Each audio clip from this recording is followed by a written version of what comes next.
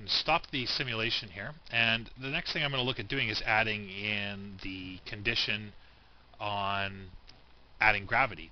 I don't want to add gravity to my bullets. I mean, they're just moving too fast.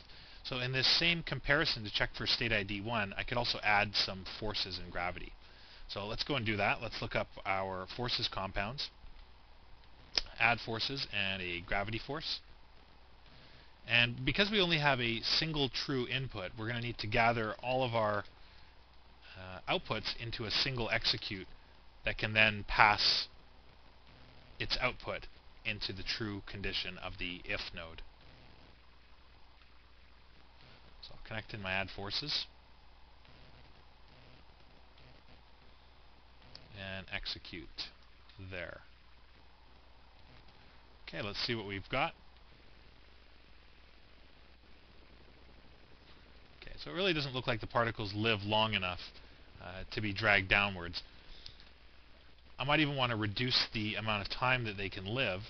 So if I go down to their age limit, they're living for half a second before dying. If I cut that down to 0.2, we really start to get these little sparks.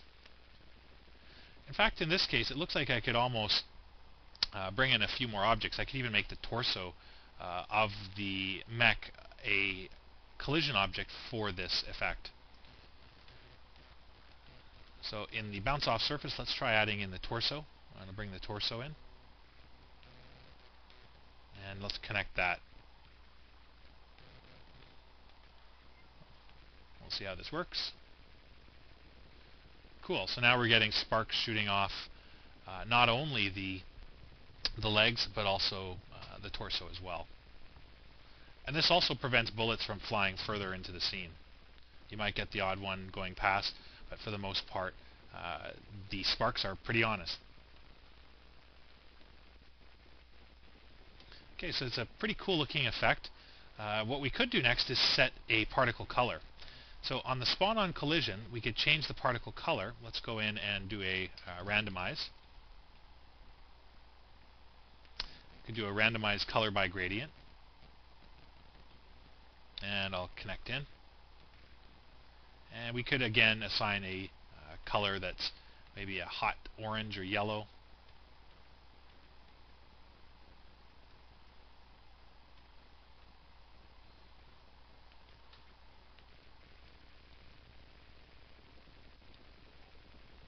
Say something like that.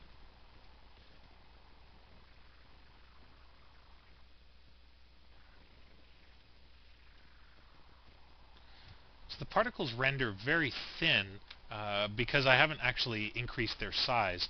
On the spawn-on collision compound, if we increase the size, so let's say I increase the size to 0.4, and I probably want to randomize around this as well.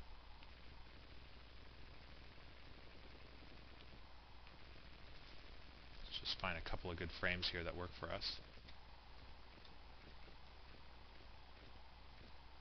Let's say right there.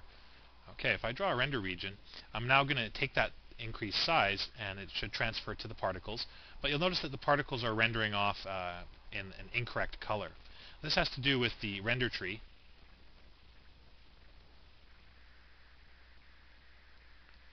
And I'm just waiting for this to render off here so we can actually see the particles a little more clearly.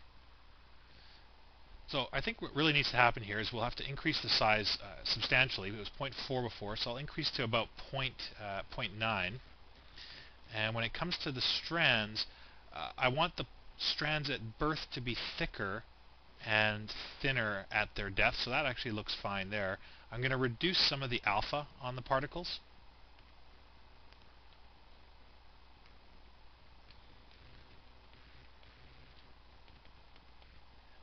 And on the generate strands as well, everything looks okay there.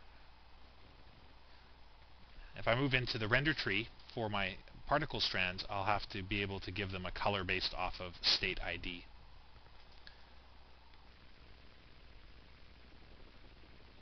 Okay, so that's already looking a lot better. Let's see how our particles show up.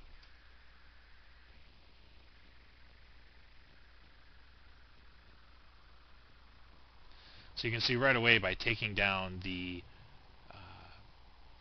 the alpha, we gain a lot more in terms of opacity.